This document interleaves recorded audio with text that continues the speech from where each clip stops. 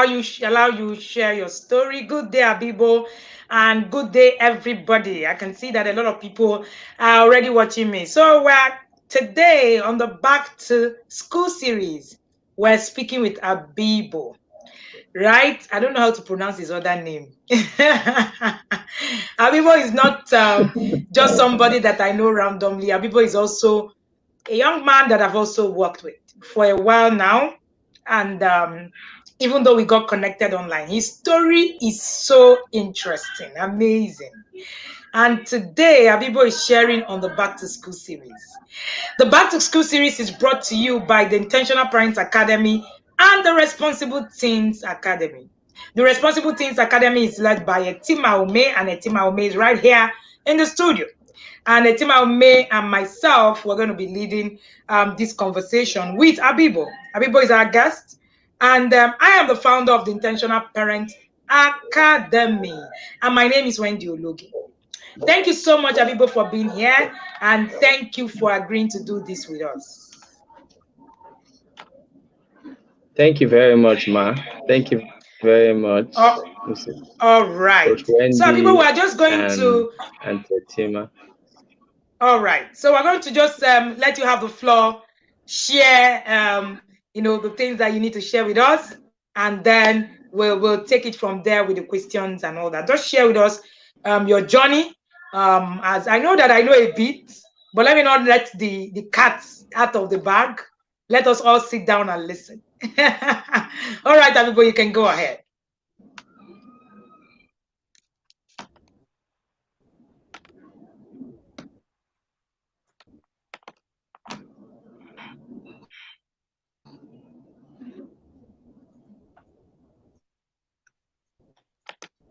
Hi, Abibo, can you hear me?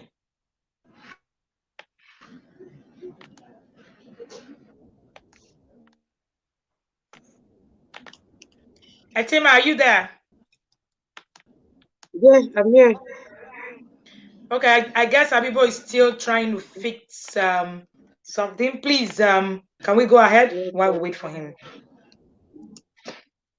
Yeah, okay. So today's discussion is going to be focused on the boys. A lot of things happen to the boys when they go, into school. Maybe some parents are a bit more focused on the girls, okay, because you feel like the girl is the one that can get pregnant. The girl is the one that can really bring that shame thing that we talk about and all that. So we kind of really, a lot of parents, that is, put a lot of attention on the girls. You're afraid sometimes that she's going to go out into that wild, wide world, and we forget that the boys also have issues. I was talking with some of my mentees yesterday. One of them was supposed to also be, on the series, and he was just going to share a bit, and my ears were like, enough already.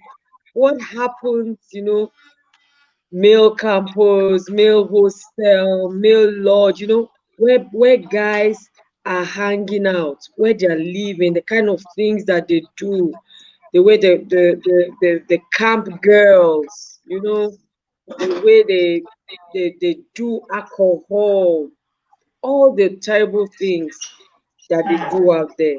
And many of them just join the bandwagon. Okay, they just jump in. We're now in school, the big boys. We call the Hmm. shots. Oh, we made it here finally.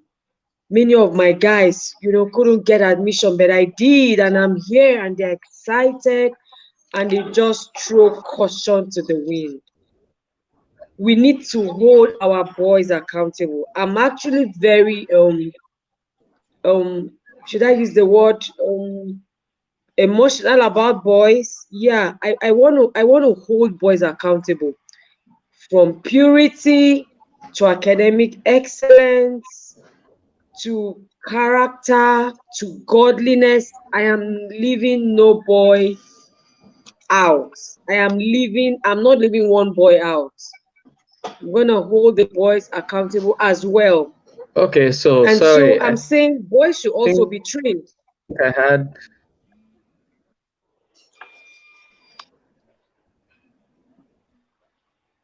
Are you okay now? Look, I think he's still having issues. Go ahead, Etima.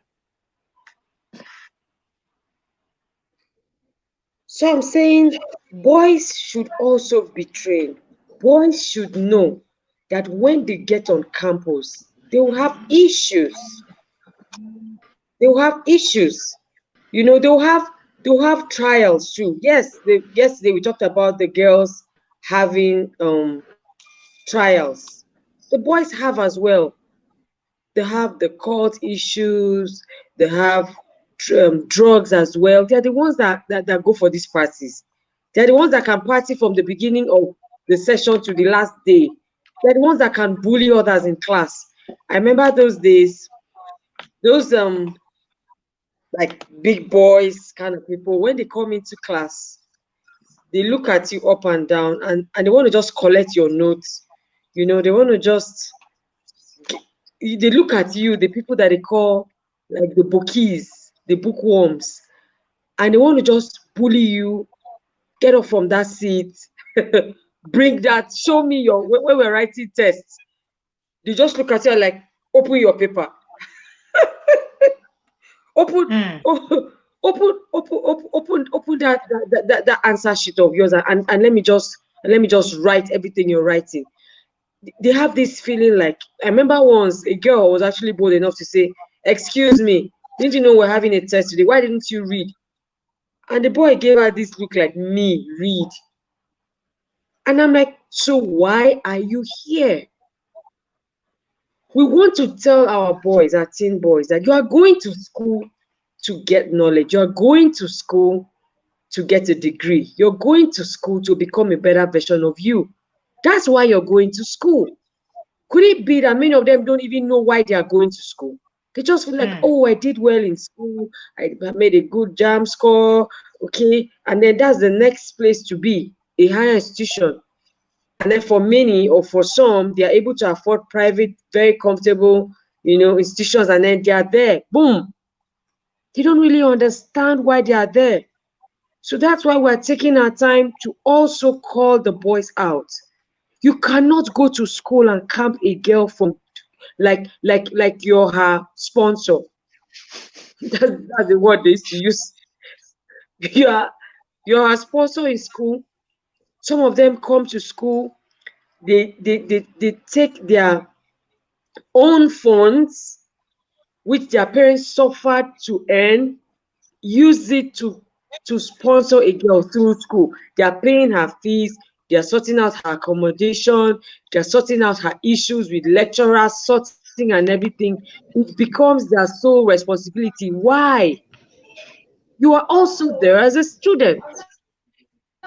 You go there, you are okay, Uncle people, you're here. I'll just wrap up with my thoughts.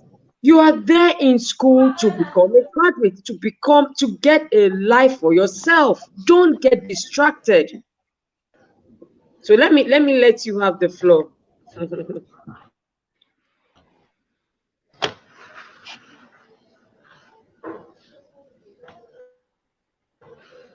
Hello, sir. Go ahead, Etima. I think he's still having issues. Can you hear me? All right.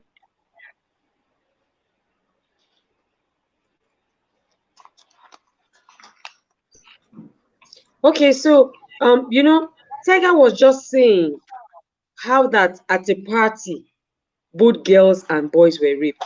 I was happy to hear not about the incident, but the fact that even the boys are not spared. Even the boys are not spared. They are also targets. Because when we talk about, especially from the purity angle, the boys just, they just wash themselves off and just like talk to the girls. They are the ones to get careful. They are the ones that can be raped. Okay, now we are hearing that boys are being raped at a party. They are usually the ones to organize the party. They are usually the ones to organize the girls, the drinks. They're the ones that that seem to carry the fun on their head, if I might use that word. But today we see that they are also at risk. So as a boy, it's not okay. Let us please tell our sons. It's not okay for you, son, to go to school. Hard end. These days it's becoming so difficult to get admission to become, settled in school. It's either it's fun, it's either, they're not getting the course of their choice. And then finally, you get admitted. Your parents send you off. And then you think that you can go to school and party all week, party every weekend. You think you can go to school and not attend lectures. You don't have that right. We're going to hold you accountable. We are going to hold you accountable. You don't have the right not to go to school and come out tops and do well. No, we're not saying you should be perfect. We're not saying that, of course, university, there's even no issue of who is first and who is second and who is last. But there are grades. There's a way, there's a way university students are graded. You should do well, not for anyone, for yourself. I like to always clarify that. I like to push the responsibility on the boys themselves, on the teenagers themselves. You're not doing well for mom to brag. Oh yeah, she might want that bragging rights. Okay, she might want it, but do it for yourself. We heard Uncle Owe say he did not finish school. We heard him say so. You will lose time, and time is not waiting for you. I see boys throw pity parties for themselves. Now my mate be that. Oh, this guy was my mate. Oh, I was smarter than him. Okay, so what decisions did you take? Is it his fault that you had to redo, your courses, that you had to change school? Is it his fault? Many of the times, boys, when they are throwing this pity party, they say things like his parents could afford it. No, it's not just about funds. It's not just about finance. It's also about the decisions you take, because it will show. Some of them act like good boys, like they always say among teenagers, chop, clean mouths. Eventually, it will show. Everything you've been doing in the dark will come out to the open. It will show to us the kind of decisions you've been taking and you've been making. It will show. And like I always tell my teenagers and mentees, it starts from the first day. As you are going into college, as you are going into university, make up your mind. What kind of student am I going to be? Some of them come and they say things like, all this Jesus thing, all this church thing, all this advice, they start mimicking the way their parents have been counseling them. Serve God, they actually say it that way. Love God, go to church, don't be a bad boy. They mimic it. But the truth is this: the teenager himself needs to sit down, call himself for a meeting, like I like to put it, and tell himself, this is what I want. I'm not going to pass through university like every other boy, like the average boy, and just come out with stories, complicated stories. Wendy, those complicated stories that we talk about, from one problem to another. That's all you came out from university with. Excuse me. We can no longer accept your stories. And that's why we're taking the time out to do this back to school series, so that you can hear, you can see. Parents, you can tell your teenagers that these things are happening. They are not just social media stories. I think Abibo is back here. Abibo, can you hear us now? Back here. Yeah, I'm sorry. Once I turned on, I think my network went bad, so I had to look for somewhere to ensure I'm live here. That's fine. That's fine. Thank you so much. Okay, can you hear me now? Yes, if you're streaming from anywhere, please say hello in the comment section. I can't see any interaction from the guests, and I can see that a lot of people. There's a lot of noise in someone's background. Can that be worked on, please? There's a lot of interference noises. Can we please look at that? so that our guests I think there are children that are playing somewhere. I had to ensure that I come out where okay. I think I can the have noise is gone network now. for the class. The noise is gone now. All right. So please tell It's us where going you're to. watching us from. As Okay. interactive as possible. We're going to make this this conversation interactive. I'm streaming live from the capital city of Abuja. Etima is streaming from Abuja as well. In fact, we're located in the same district. I think Abibo is streaming from PH, Port Harcourt today. Please tell us where you're watching us from and tell us, Yeah. a hello or a hi. We'd like to interact with you. Please make it as interactive as possible. Thank you again, Abibo, for being here. Abibo, just take us through the series. You already understand what it is that we want to share and how. Thank you so much. And before I forget, Abibo is also a coach that also teaches parents in the parenting circle. So go ahead, Abibo. We're listening to you. Okay, thank you very much. Thank you. I have a very nice story, and my journey from childhood to who I am today has been actually a journey from mess to miracle and to a message. I often say to a lot of parents that emotion is not enough. Knowledge is the right thing to apply when raising children. Okay, so I'm going to give us a very brief story from my childhood down to my university. I actually started smoking weed years old. I was lonely, I was abused, I was rejected, I felt unloved. A lot of things happened to me as a child. I had a lot of drama with my elder ones and my parents. And through my journey as a teenager, I went through a lot. Now, because I have to be found on this journey, my mom had always been the Christian. My dad was not yet a Christian then, but today he is. I was always a church boy, but the church boy got bad. 5 times I escaped initiation before I was 15. So from the age of 11 to the age of 15, I escaped initiation 5 times. And my mother never knew about it because there was no opportunity for me to talk to them about it. Why did I say so? And Coach Wendy was talking about bedwetting. I'm going to say that because it's quite important for me. I bedwetted till I was in year 2 in university. So it was a tough one. I remembered my parents would bring me out in the morning. Our well was the only well in our estate, in our community, where we had over 50 houses then, and there was only one borehole. And most of the times then, the borehole was not functional.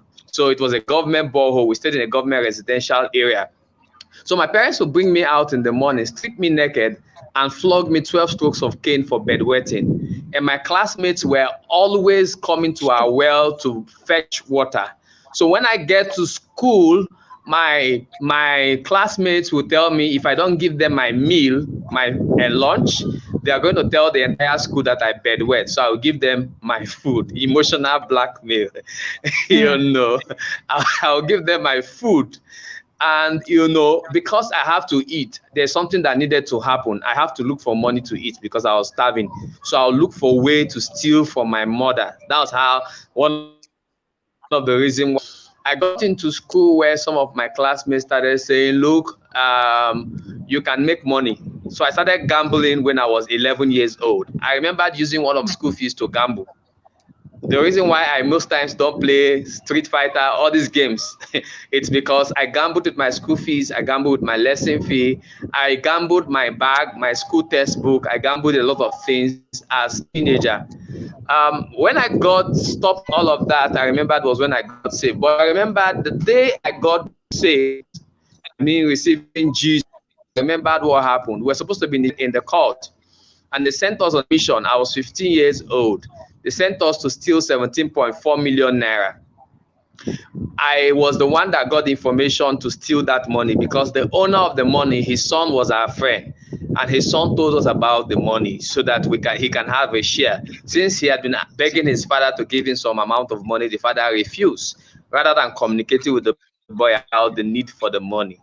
I was in church that day monitoring the man. That was on a Sunday morning when the other boys went to steal that money. What happened was, as they tried to enter the house, the man had an information, all right, about it and asked Operation Flush to come to the house that morning.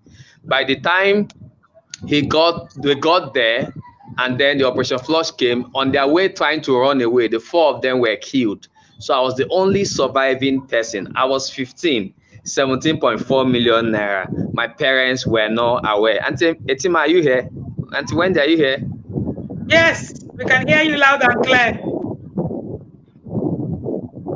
Okay, so that was a journey, and then that night the plan they had was to come to our house, adopt me, pick me, and then take me to the bush or wherever we're supposed to do initiation for 4 good days. We'll be there behind the coffin or in the coffin and all of that in River State or Krika. By the time they came to the house that day, I was in the ceiling. My parents didn't know about it. They beat my mom, bruised her, flogged her, looking for me. They couldn't find me. I was shedding tears up in the roof. I was just crying. I didn't tell you, I had my first gun when I was 10 years old. I had my first gun when I was 10 years old. So I was selling bullets, and I had a bush where they were initiating boys in my community or my compound then. I was 10. I was actually I was selling weed as at that time. I remember one of the time, I was 13 then. I carried about how many packs of weed to go and sell. Operation Flush caught us that day. They searched every other person. It was only me that they did not search. How it happened basically was, though I often say this, and I'm going to say it here, prayer is not the complete tool for effective parenting, but everybody needs to be prayerful. So I could remember that I was always hearing my mother's voice praying for me. So when the police people caught me, all I was saying was, amen, amen, amen. I was hearing my mother's voice saying, you would not die, you will not be destroyed, you are a blessing to generations. Now the policemen got angry and said, why is this boy shouting amen, amen? Come on, get out from that car, idiot. And they kicked me off the car.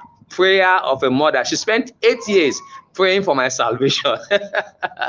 It's a process. So let me get into university, so that I won't spend too much of our time. If I'm giving value, I know I am. The first day in the university, I didn't have accommodation. So I spent 3 years at home, precisely waiting for a jam. They did not give me admission. They asked me money to get admission. So I had to go into the Polytechnic. Sorry, I went to Polytechnic. My first degree was Polytechnic. So I started with pre-ND, that's pre-national diploma.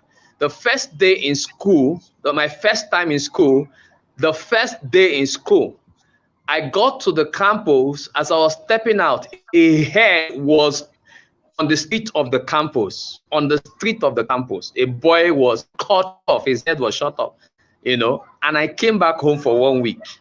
The boys that did it were my secondary school classmates, and these were boys that knew me. I was not a cultist.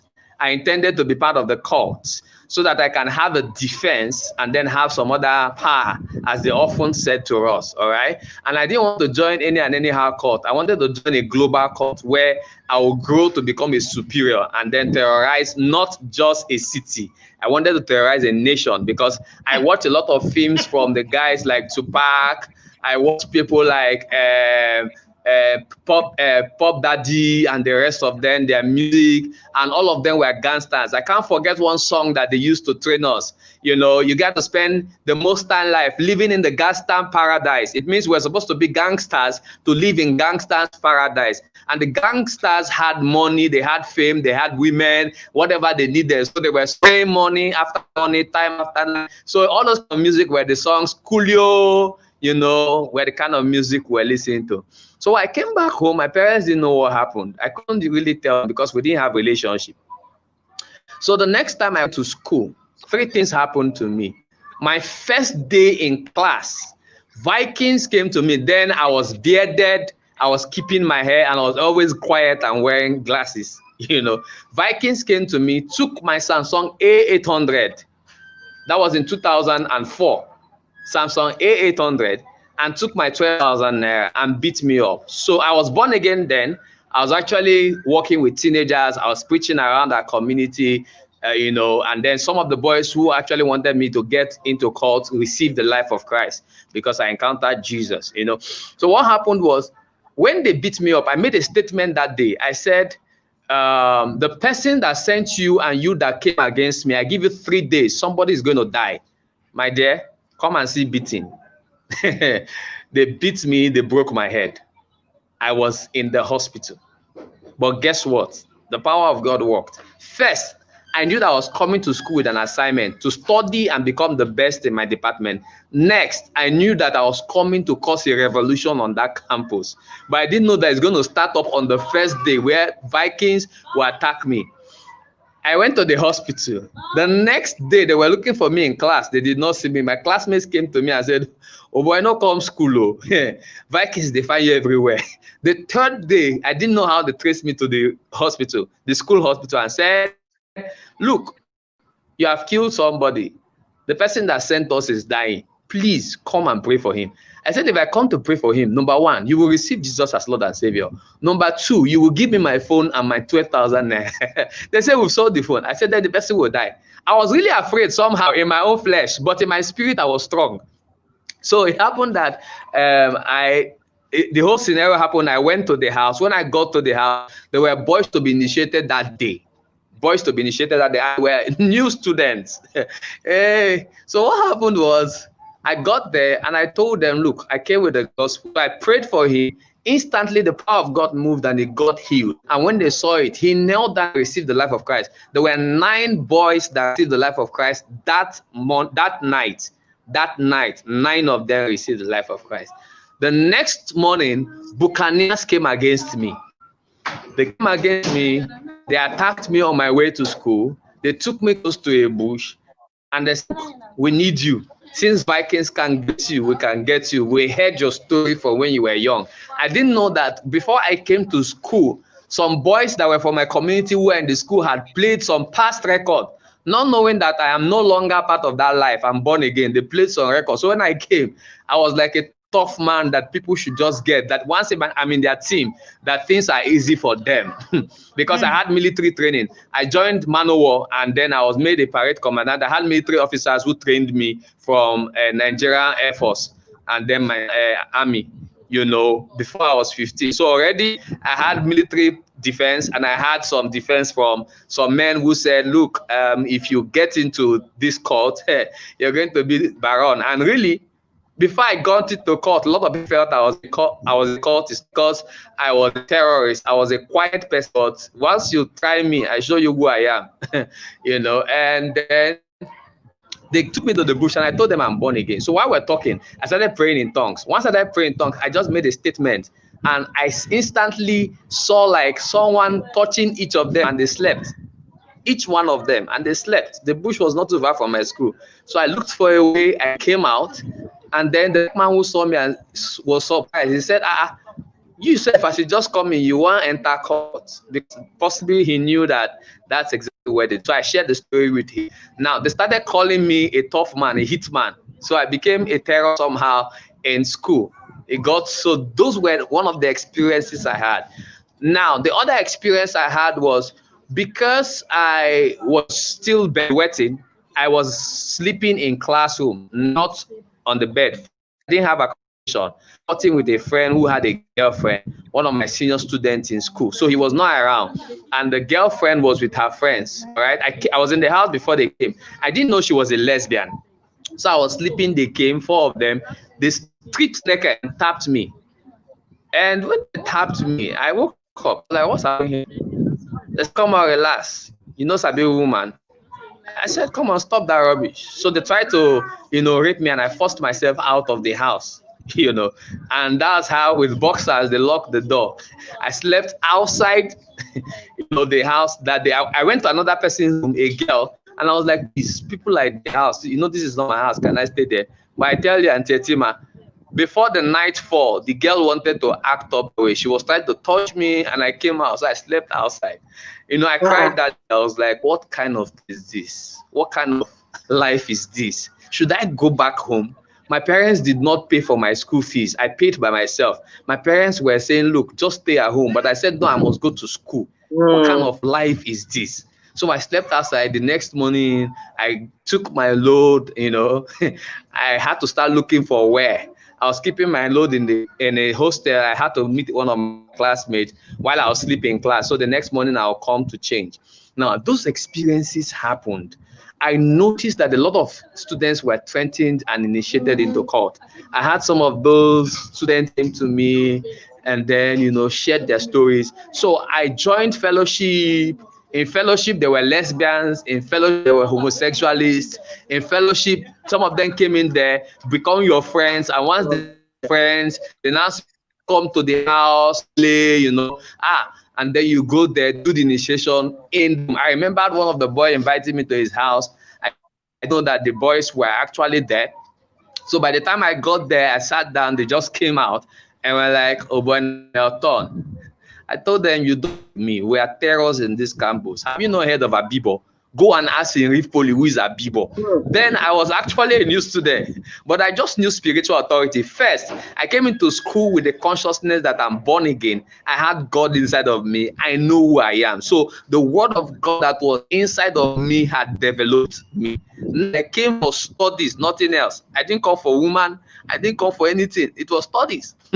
So they looked at it and said, look, this one is somebody that we cannot try. Let's leave him. So they chased me out the fellowship and said, look, we have to do something. People in this fellowship, autists, and just come to the cult, because what they do is, one of the things I now did was, I now began to study the cult system on the campus to know what the activities were on the activities of evangelism, so that I can use those activities to train the campus Christian body about what the cultists were doing. That was another part of the experience. So some of them were in church, some of them were in fellowship, some of them come in church to look for girls and then later threaten the girls. You know, some of them come to look for the boys that were in church who are not in faith and strong and later threaten them, and some of them from church to cults. All right, so I had some more experiences because I was threatened on campus. I remembered when one of my classmates was used against me because I was brilliant. They told him to negotiate with me, so he was paying me to take him classes. So one of these days he asked me to come to his house by exactly 2 o'clock for a lecture against a test we had. So by 2 o'clock I wanted to go, when the Holy Spirit said to me, don't move, stay on campus. So before 2 he called me. I told him I'm on my way. I did not know that there was a setup that boys were already carried from Calabar to my campus, that's in Rivers State. They were carried from Calabar to Rivers State to shoot me because they said I was a threat to the junior students or the year 1 students and the pre-ND students. A lot of them, when they want to initiate them, they come to me. And then once they come to me, they have a level of fear, you know. So I was in my house, on campus, when I heard a gunshot because his building was just a fence behind our campus. When we heard a gunshot, you know, and people started running, later to find out exactly it was in front of his house at the same spot where I was supposed to go to. A boy came to look for him for about 2 o'clock past 2, and they did not know that it was not me. The boy was facing the door, opened the net of the door to get into the house, and they shot him 4 good times, only to realize that it was not me that was shot. Because when he came out into the campus, he saw me, but he had already heard the shots. That was the last time I saw James in the campus. Till date, I have not heard from James. I have not seen James. So you see what I was saying is I never knew so many of these things were on campus. Nobody told me about these things on campus. I never knew the campus life was like this. I was actually going through a lot on campus. That was my year 1, or my pre-ending. By end 1, I had issues with lecturers because something was the game. I remember getting into school and a lecturer told me, read to know, sort to pass. I say in my culture, we don't sort to pass. We pass by study. So I cannot sort to pass. I never sorted in my secondary school.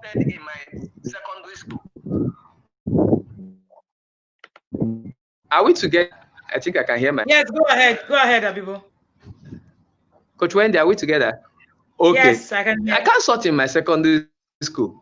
When I was writing WAEC, a pastor who was my teacher gave me expo. I thought he threw it back to him.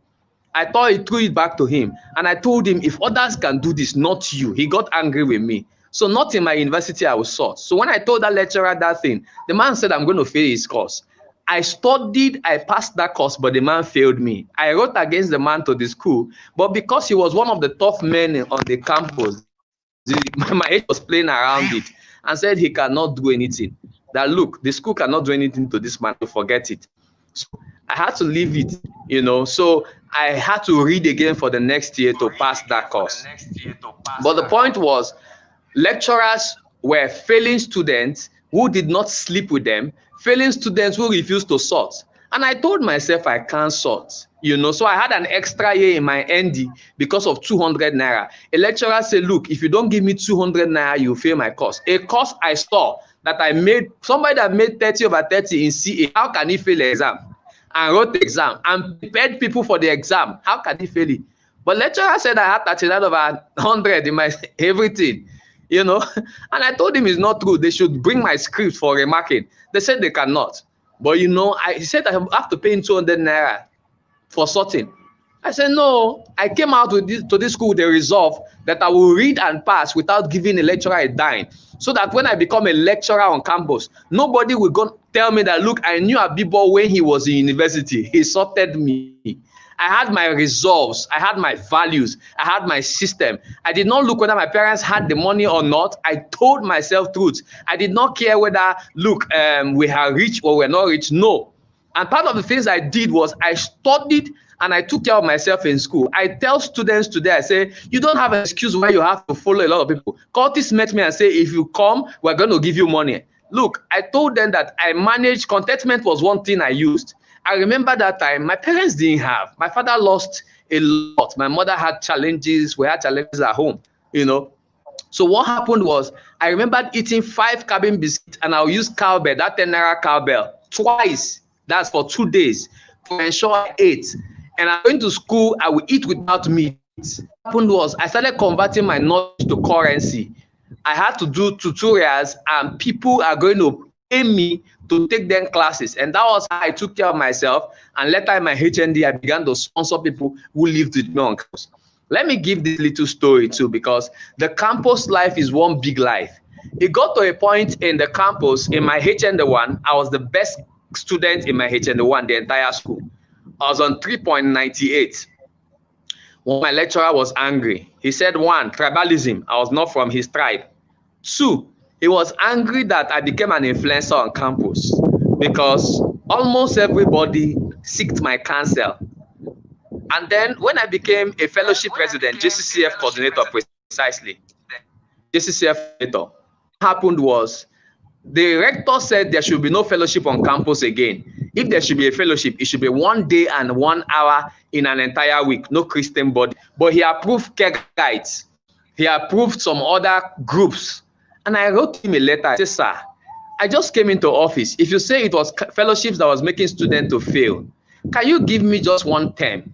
I had a system in place where fellowship is going to be 1 hour, 30 minutes, and twice in a week. He said no. He got angry. I prayed, I came back to him. He got angry. He would not allow. So I made a statement then. I knew I made it in anger.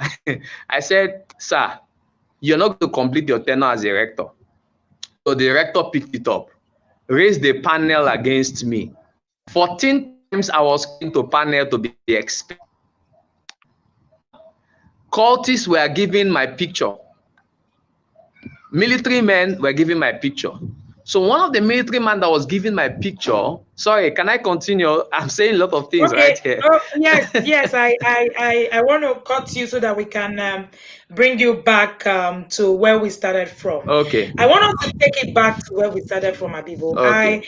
I am particularly very interested in the place where you were sharing about owning a gun at 10, selling weed at 13. I want to really understand. Is it that I know that we are talking about what happens inside the boys' lounge in the college, right? The things that children are supposed to know. But before we get there, I really want to understand when these things were happening, didn't your parents know that you had those things with you? What happened exactly?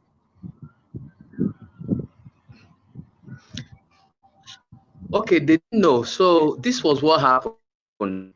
I was the boy that the entire family thought was the black sheep.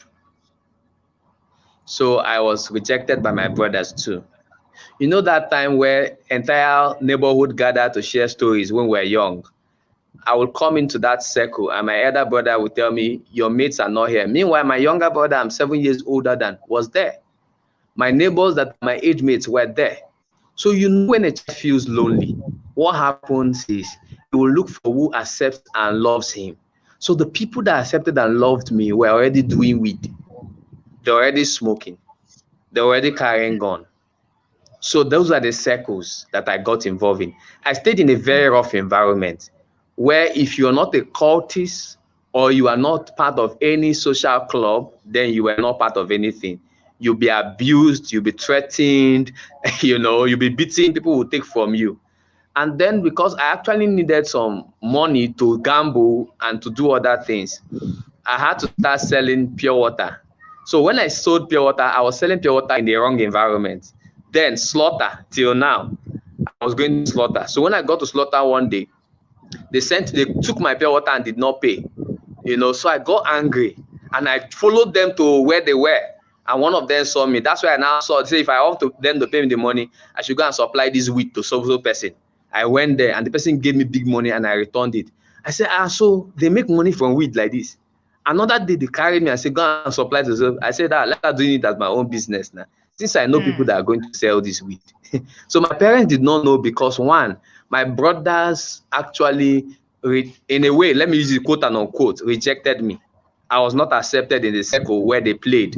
I was not accepted in the circle where they were accepted. So I was always lonely.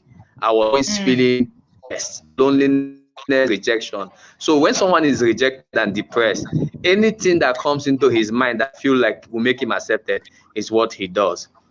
So by then there were boys that were coming around me and I told them on how to take weed and they liked it. So since they liked it, I saw it as a business. I started making money from it and used it to gamble. That's exactly what happened.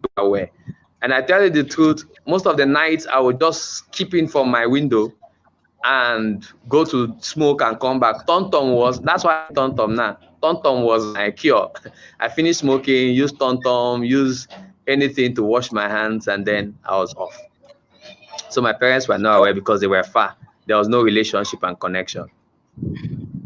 Interesting.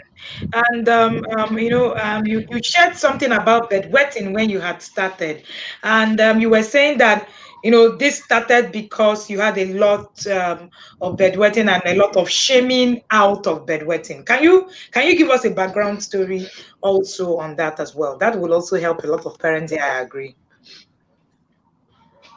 Okay. I was bedwetting, and then my parents were like, why are you bedwetting? I remember they took me to rehab bunking. Funny experience. Those days I was wet one night. This experience, my father does not attend to church, but that conference, when they heard of healing from rehab, they took me to rehab bunking. Bunking on my case. They brought me in front of rehab bunking. He laid his hand on me and prayed over me. I got back home that night. I bedwetted 4 good times. Voila, they flogged me. Now, when they flogged me, they actually shamed me. They bring me in front of the entire compound. Tell me shame. You know your mates bedwet. Bedwet. And there were times my parents carried me to wear the boxers I used to bedwet inside my school uniform. I know how pee can stink when the sun rises. you know, Auntie, Auntie, Miss Wendy, look at your face. I'm laughing. And I'll go in. So once the sun is about coming out, I'll leave the class and hide somewhere. Oh dear. I'll hide somewhere because I don't want anybody to perceive that odor. Hide in a class that is locked. People will knock that class. I will not open till school is over. I will just perceive it and die alone. So those shaming, and then my neighbors knowing about it, bedwetting, you know, flogging. I told them flogging will not solve this problem. There was a time people came and advised them, use snake skin. They when snake peel off his skin, use the skin. They used the skin and tied around me. It did not work. It did not work. They told my parents, cook this thing, use this one, use another one. My parents did everything. To the point my father was like, is it that this man of God was fake? Because after laying hand upon my son, he started waiting 3 times, 4 times, 5 times. This was a serious matter. In fact, the shame came upon me. I felt so bad. Do you have low self-esteem? I was depressed. Sometimes when I just classmates who are my neighbors, as they want to open their mouth, I'll bribe them. So for me to bribe them consistently, it means I have to steal to bribe them. For me to bribe them consistently, I have to take for my mother. So if I can't take for my mother, I have to play gamble to get money. I used my school fees to bribe. I used my school fees to play gamble, just to ensure that I came out of shame. So shaming cannot help. I know the day you were teaching about this, I was just resonating because till I was university in my head, that was when, you know, healing came upon me. And then I started looking at some symptoms, stress and the rest of that. They stopped me from playing. Playing did not stop me. They say it was SS play. I started sleeping by 5 p.m. in a walk. If I sleep by 5 before 7 p.m., I'm peace for bed. You know, so it was tough. They were part of it was shameful. It was, you know, a lonely moment. I remember they didn't allow me to travel. One experience that happened to me, Auntie Wendy, I can't forget. I love my auntie so much. My parents didn't allow me to travel. And I forced myself, I want to go and see my cousins. The day I traveled to my cousin's house, my youth at my cousin's mouth, we were sleeping. And I peed, and the thing moved into my cousin's mouth. They beat the hell out of me. Called me. In fact, I came back like a boy that they say, you are not needed in our family. Carry back. A job that was supposed to be for 3 weeks, it ended after 1 night. The next morning, first thing, I was moved down to my parents. And guess what? My parents started, we told you not to go. You have disgraced us. Shame. Oh God, come and see me. Anytime I talk to my brothers, they'll say, you want to follow us and play ball? You that used to bet wet. Oh God. Auntie Wendy. Wow. It was not an easy journey. Shame does not solve this problem. So Abibo, so part of what has happened to you on your journey was obviously your parents not knowing what they should have done when they had a challenge with you.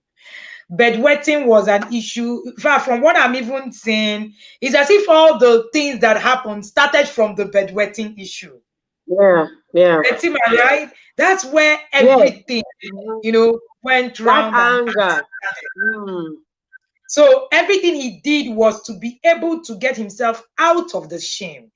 Imagine what a child is going through just because they are ashamed. Everybody wants to run away from shame, which is natural every time. So for every time that we see shame, nobody likes shame. Every time we see shame, we look for a way. And Abibo, I was saying that it means that everything that happened to you, the loneliness, the rejection, all had, you know, a thing about bedwetting. A lot of them could be pointed to you bedwetting, and then part of it. Yes. And your parents not knowing exactly how to deal with bedwetting. Because for them, it was a disgrace, it was a shameful thing. We just need to teach the child. You know, for every time that I share, I just shared something in the group. It's funny how, you know, we are streaming live, and their conversations, and some things are really funny. Just when we finished Tega's class, at Tega's class, Tega said that there's a research that says that by 2025, that one in every family in Nigeria will have a drunk junkie in their home. That this is a so I reshared it. Very true. And you know what?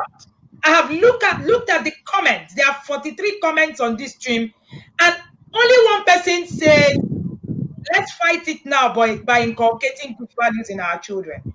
Do you know that the other 40-something comments say, God forbid, it is not in my family. God, it will never happen to me. What do you mean? Did they send you? Who are you? Are you a devil? I'm like, wow. Are we so much in denial about the things that are happening around us? I'm not talking about what happened yesterday. I'm talking about what is happening currently as we speak. The last comment that came in 6 minutes ago says, God forbid, not in my family. How do we begin to even solve this whole menace? Where do we start from? Where parents do not even agree that these things happen. Parents don't even agree. They say it's not my portion. Nobody, is it anybody's portion? I'm sure your mother, it wasn't her portion. Was it her portion? And people, was your mom not praying? It was not her portion. Like you often said, if you know better, you can parent better. She did not know how to connect effectively. In fact, do you know that when I started learning how to connect with teenagers, that's when I started teaching my mother how to connect with teenagers. She said, oh, that's why. I'm sorry. I've been training my mother on parent currently so that she's on her grandma. And in an effective way, so they didn't know how to connect them. Habibo, thank you so much for sharing with us. Etima, are you here? I'm here. Oh. I want to take you back. I keep saying that God forbid is not a parenting strategy. Not a parenting strategy. Go ahead, Etima. Okay, Uncle Habibo, let me take you back to when you were in school. What is this thing about boys and strife? Boys and fights. Those, even to the extent that it gets into like campus fellowship and all that. What can we do? Because I know that some teenagers will be going into college very peaceful. And it seems to me like even when you are peaceful, the trouble will come to you. Is there anything that the teenagers can do to pass through school without this unnecessary trouble? Boys, they're either fighting for a woman, they're fighting for power, they're always fighting for something. What can they do?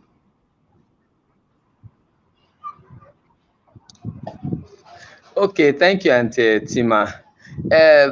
First of all, I think you must know who you are. Identity, it's very important.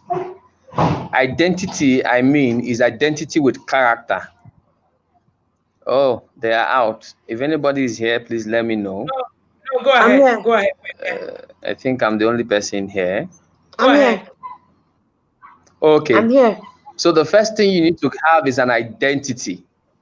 Identity that is built laced with character. Like I said, character is everything. When you know who you are and you know where you came to school and you know your value, the truth is, even when the fights come, because the fights will come, you know how to handle it. There's something I say, and I say it again.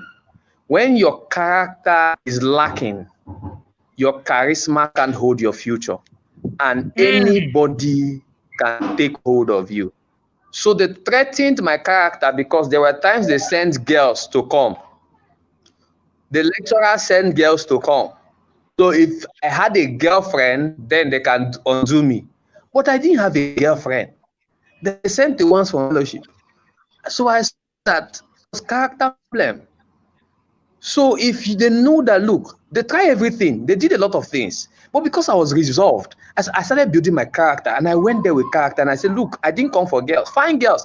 As a fellowship president, as a JCA coordinator, you have a lot of them, fellowship, I want to do this for you. I told myself, look, Abibo, you came in for the right reason, and you're going out with the right reason. So there is nothing. When you have a character flaw, when they start looking at it and you can play with your character, they will pick you. Because look at it, like you said, power, women, especially women, you are in the wrong environment with the wrong kind of peers. So another thing is association. Who do you associate with? Who do you spend your time with? Where do you find yourself? See, your secondary school mate is not your life mate. I often say this. The first day that I went to my secondary school mate's house, they were mean. What they used to cook was not just Igbo. They used Igbo weed. That time tramadol had not started raining. They used tramadol and they used one other this thing, 5 of these things to cook. That day they used it to cook. People were eating, and that same day they ate, I refused to eat. I heard the last speaker, Tega, was saying something about drink. If it's not you that opened it, if it's me that cooked it, or I'm not there when it's cook and I don't trust your character, I don't eat it. So you must know where you go to. You must know what you take, because this fight is a fight for woman, character. This guy say he's a believer. Let's watch if he's a believer. Once you can catch you that, forget it. So must have that, like I said, identity, character, value. Know your why. Your why is very important, and stay true to your why. Stay true to your why. Another thing you have to do is, as much as you can, be intelligent. And then don't compromise your stand, your academic stands. I knew a lecturer who sent students, because I was his course rep, to come and pay me money and nothing. I can't take sorting for the lecture. Meanwhile, his course rep that take sorting, he fails that rep without telling him. So when he came and met me and said, look, people are coming to pay sorting. Why can't you? I said, sir, first of all, we discussed when you made me course rep that I can't take sorting for you. He said he had told, he got angry. Later, do you know what this man told me? In fact, he gave me 50,000 naira and told me that man with character, that many of his steps sorting from, and even and they'll look for mutilate the scores on this thing and then work on it. So character is everything. And these things begin from home.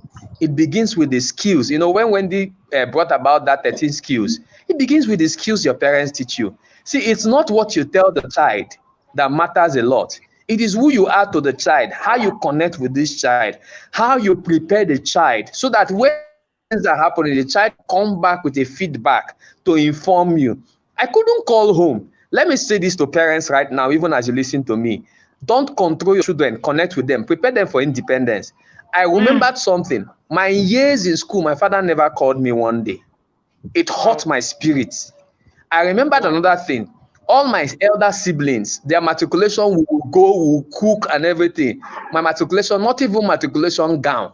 My parents didn't pay for it. I knew they were challenged, but I did not get a call on matriculation day. I borrowed a matriculation gown and the person insulted me for it. You know what that looks like? I added it to what I was experiencing at home, and I felt like, oh, even matriculation self, they can't even show up.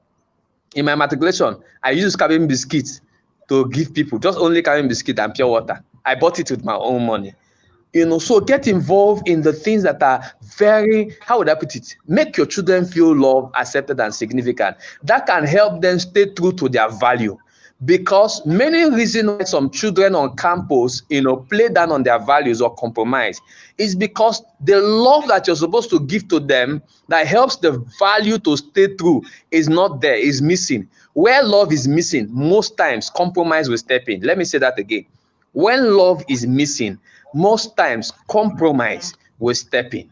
So let the child know that whatever it is, the child is loved. And let the child know that whoever wants to give him cannot give him more than his character and integrity. Let me say this again. There is no money bigger than character and integrity.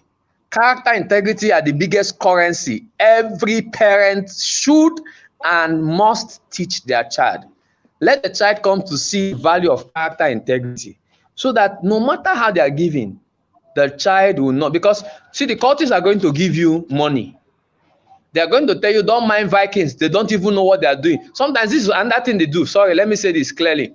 One thing they did was, a Viking can send another Viking to come and threaten you. Then when you are afraid, they will come as another group. So group A will come and threaten you.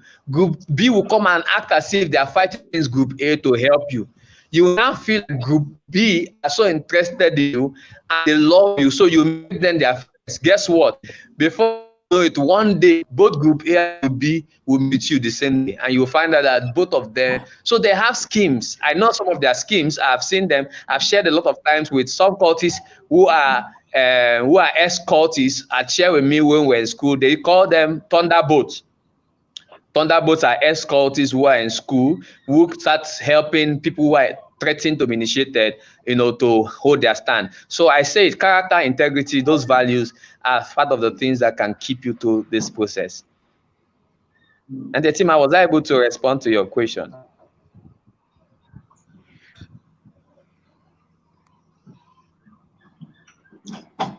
Thank you so much. This is really awesome and key, especially for the young boys. You need to know that as they go into school, the giant will not disappear just because you arrived. Mm-hmm. The giant will stay, but with integrity, with character, and then with your value system, which I believe is the foundation for everything, every character that will be displayed by these young adults, then they'll be able to scale through. So thank you so much. Thank you. I when I see you, when I hear your story, I just look at you like a rugged man, somebody that just went in. You were standing against the tide, and then you just came out stronger. I know it wasn't easy, but thank you so much. Thank you.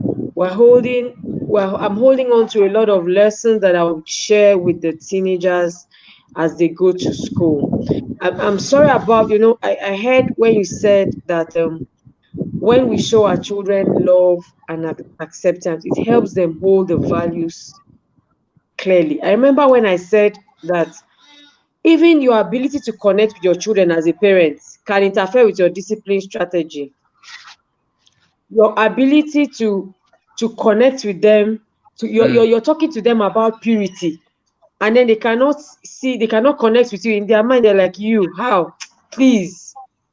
So that love, that connection, that acceptance is really very important. A lot of teenagers act as if they don't need these things, but they do, because when there is a lack of it, then we start seeing lapses. Yeah. Then we start seeing them, falling into all the traps that are set for them from year 1 to year 4 or to year final, depending on which course they are doing.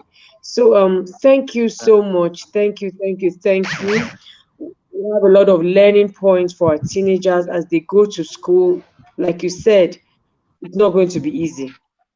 That's the truth. Whether it's a private school, whether it's a public school, whether it's a status school, the trials are there. I heard our guest yesterday say that on private schools, rather on private campuses, that they do their initiations in the room. So there's no bush. You're not going anywhere. Everywhere is, well packaged. So they do the initiations right there in the room. So that means our teenagers have still not escaped. The school hasn't exempted them from these challenges. They only need to hold on to God, hold on to this character, hold on to their value system.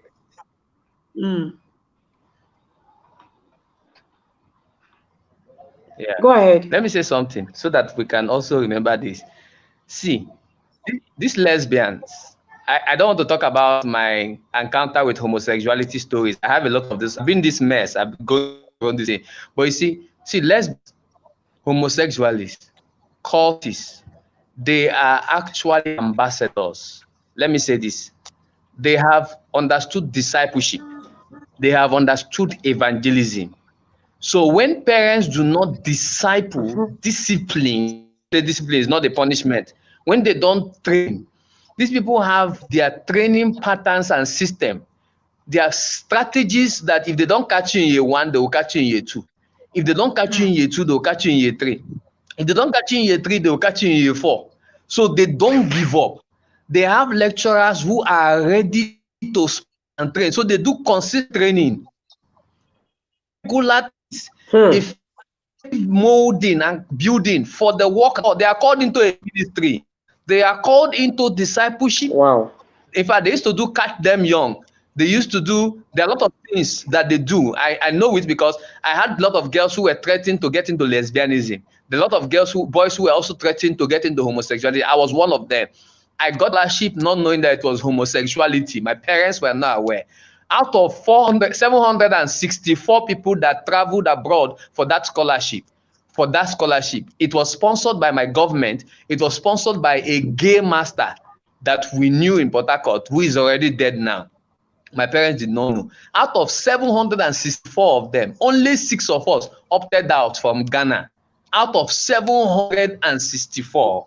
And I know some of them around my community who the parents did not know that who their children are now, they are homosexualists, they are gay. Because they pay them money. Look at the offer they give to us. Let me give you the offer. As at 2010, 300,000 naira per month, Toyota Camry, all accommodation, feeding, clothing, and everything free. You don't pay for anything.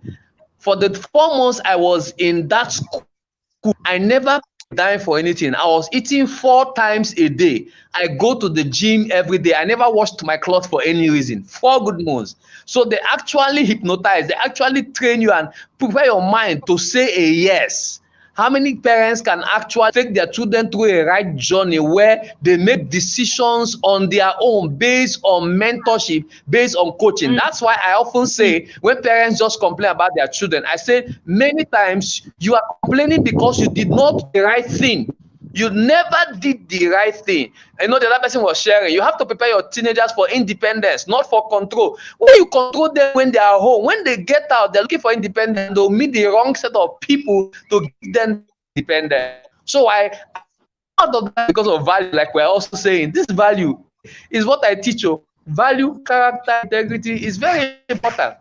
Because without these things, this, like you said, these giants will not leave the university. They will be in this university.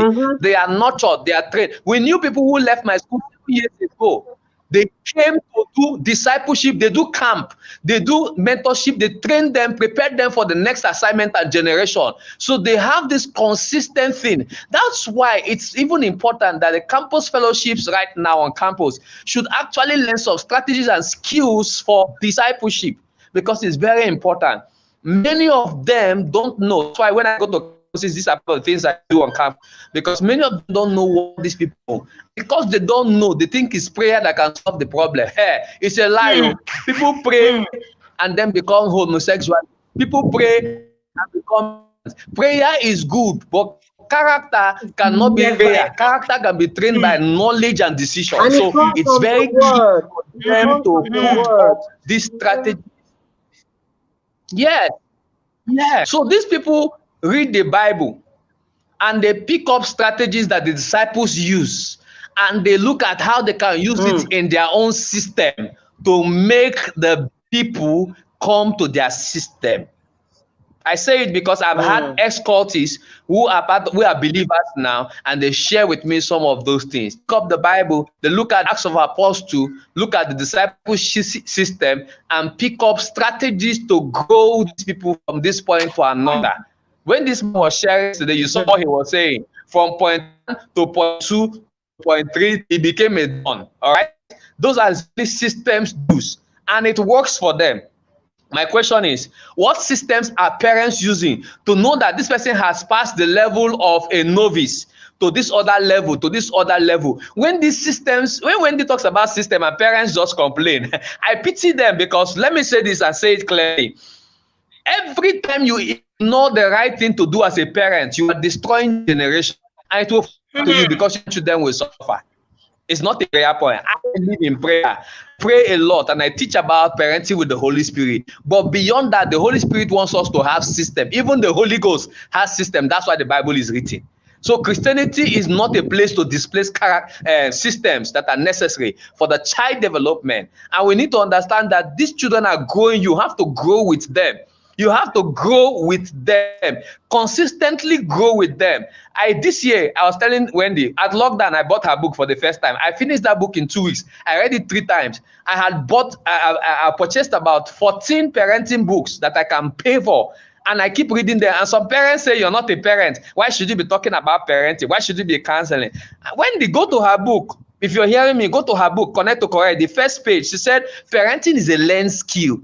You have to learn the skill. Because you are a biological does not mean that you are parent, you know how to parent. That is not it. We have children in my neighborhood, 13-year-old child, 3-year-old girl has 2 children.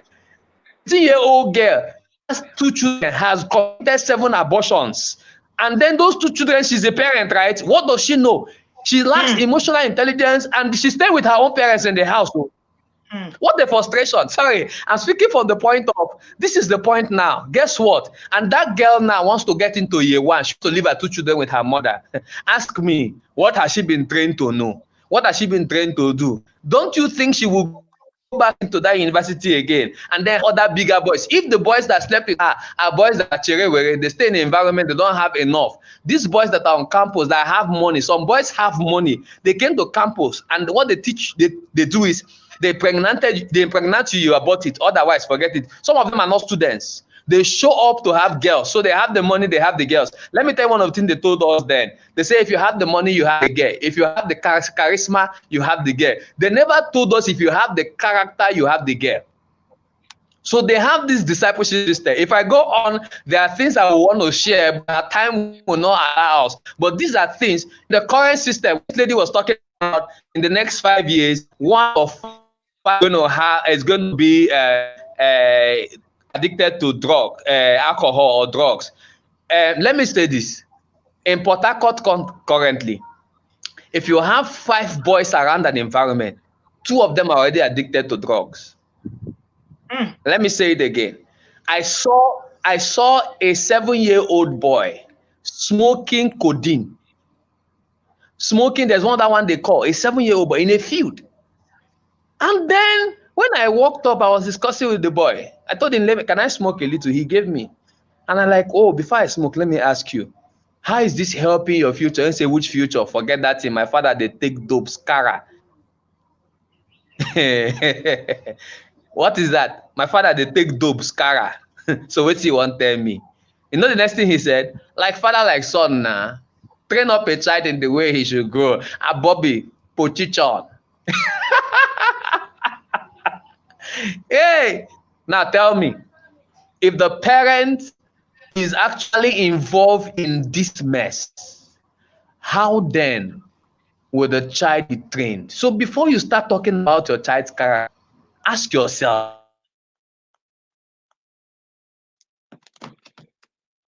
I think we have. You cannot expect a wrong.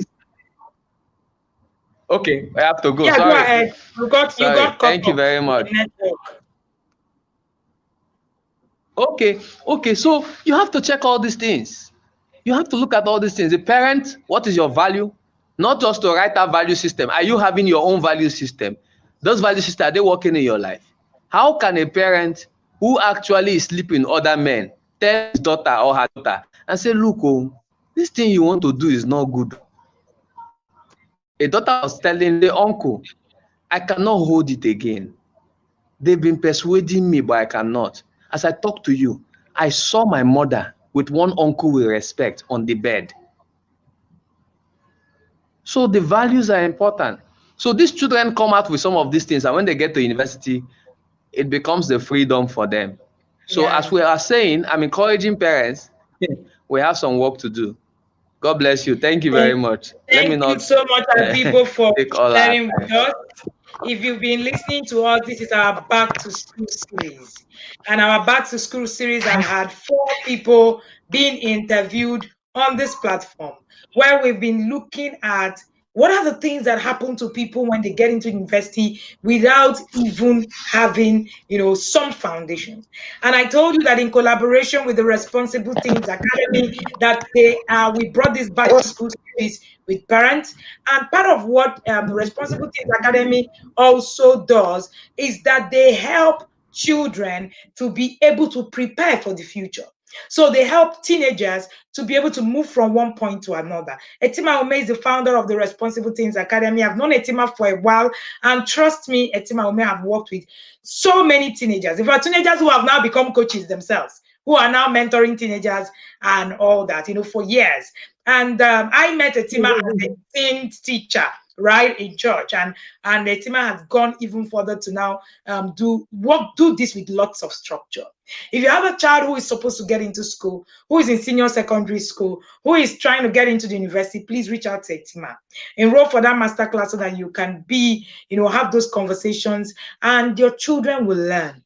There's something that have reoccurred in all the things that we have spoken. God forbid is not a parenting strategy. Prayer is good, but prayer is not enough. Connection parenting is the way to go. Knowledge is the foundation of your parenting. The Bible says that my people perish for lack of knowledge, not just prayers.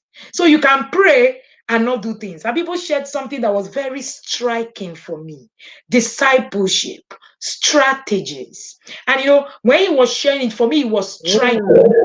Strategies. And he said something: we are busy praying. What are the strategies that we're implementing? These people are taking this same strategy shared in the Bible, breaking it down, and they are putting it in perspective and using it to their advantage. What we are doing is that we are reading the Bible and we're shouting off the roof with the Bible. No strategies, no work, nothing. I was sharing at our Zoom session that we had last with some parents who got a copy of our guide. And I was sharing about the sons of Issachar. When people say, oh, it's by the road, they quote it like they know the Bible more than you. I look at them and I really have a good laugh. I was sharing about the sons of Issachar, and I was saying, why did the Bible pick out those children? It's because they understood the times. Do you understand the times where we are in?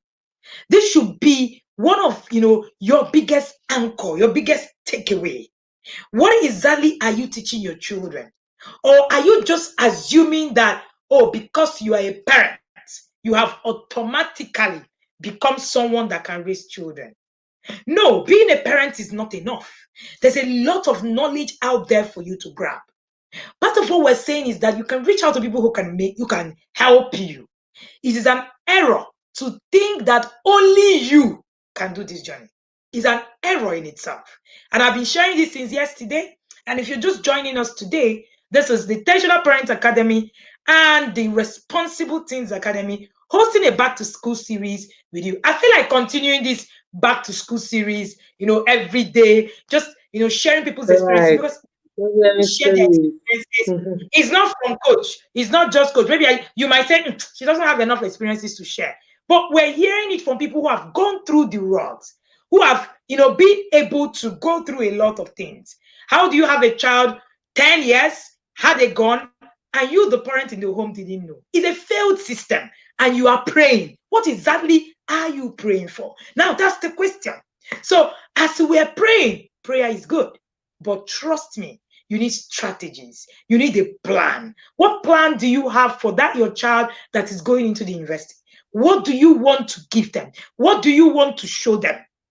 If your child is going to go into the university, and these things that people have shared now, he said something. He said, even the people who are born again on campus are getting into being gay. They're being lured into cultism. So it's not enough that your child is born again. No. I shared that statistics and people are saying, God forbid, my children are covered in the blood of Jesus. Oh, my children are born again. They're already rooted in the world. It's not enough.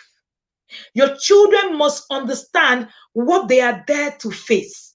What exactly will your child be facing as they get into that campus? Naivety is not the way to go. Assumption is a no. What does your child know? Stop assuming. Start going to work. Start getting to work. Don't telling me you cannot read. You don't have time to read. You don't have time to attend sessions. You don't have time to attend free sessions. Paid session, you don't have time. Anyone, you don't have time. What exactly now do you have time for? The truth is, these things will, the result, according to one of my mentors, he said the report card will be what becomes of our children, in the latter day. Etima, what will be your last words as we round up on this session? Thank you again. You are muted, Can Etima. you hear me? Yeah. Yes. My last words will be that it is still possible to have our children go into college, go into university, and come out even better. It only takes intentionality. It takes the right strategy, because I feel that someone is feeling overwhelmed. Oh, the vices out there, there are, there are so many. Will my child get swallowed up or get drowned? If you do the right thing, by the help of God, your child will come out strong. The truth is this: knowledge is a defense. I always say it. And I found out that word is even in Ecclesiastes. Knowledge, when they have this knowledge, they just have the ability and capacity to know what to do per time.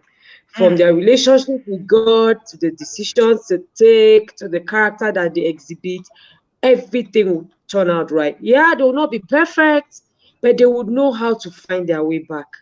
Even in the mistakes, they will not be making complicated mistakes. There are some mistakes that leave a car forever and ever.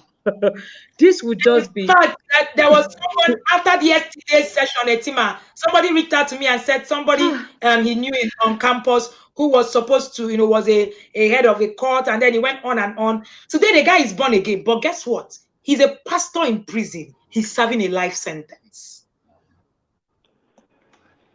He's serving a life sentence. That's it. Forever. It's a scar on him. Not like they won't make mistakes, but they won't make mistakes that would live with them forever and ever. So my last words are: parents, gird your loins, stay strong, don't be overwhelmed, rather be strategic, be intentional. Take responsibility for what you need to do today. Pay for what you need to pay for today. Do what you have to do today, so that tomorrow and at the evening of your lives, you're just at peace, enjoying the blessings that God has given to you in form of your children. Thank you so much, ma'am. Thank you, Uncle People. Thank you, Abibo. What will be the last words you have for parents, please, Abibo? Okay, thank you, Ma. My last words are: the campus are built by the family. If we raise the right children, we'll raise the right campus. Expect your children to make mistakes, but prepare them to come out of the mistake. Never give up on any child, because every child is a blessing to generations. Thank you for this opportunity. Thank you, Auntie Etima. Thank you, Coach Wendy. Thank you. Thank you so much, Auntie Etima of the Responsible Parents Academy. You, I would like to, and thank you so much, Abibo. It's such an honor having you. And of course, we're definitely going to have you more and more. I would like to quote Abibo as we close. Every time you ignore what you do as a parent, you destroy a generation. That should be something that you should, sit on as you go to sleep today. And I also say, if you do not pay the price today, you will pay the price tomorrow. Either way, you pay the price. The price might not be money. The price might be your time. The price might be money and not your time. It depends on what is the price per time. But there's always a price to pay. So either way, there is a price to pay. Thank you again, and thank you for having, joining us in this series. If you want to catch replays of all our series, you're going to catch them right on our YouTube channel. We're not having them on the Facebook group. All right, we're going to just have a few, but just catch all the replays will be on our YouTube channel, and you're going to have the Back to School series. Just search in the playlist, you will have the Back to School series, and you'll be able to catch up. Thank you again, and do have an amazing weekend. Don't forget, if you got a copy of our Sex Conversations Guide, that meeting today is at 7:30 p.m. and we're going to be on Zoom. Please Send me a chat if you've not gotten your login details. We're going to be on Zoom sharing with you how you need to start these conversations. Thank you so much again, and do have an amazing evening.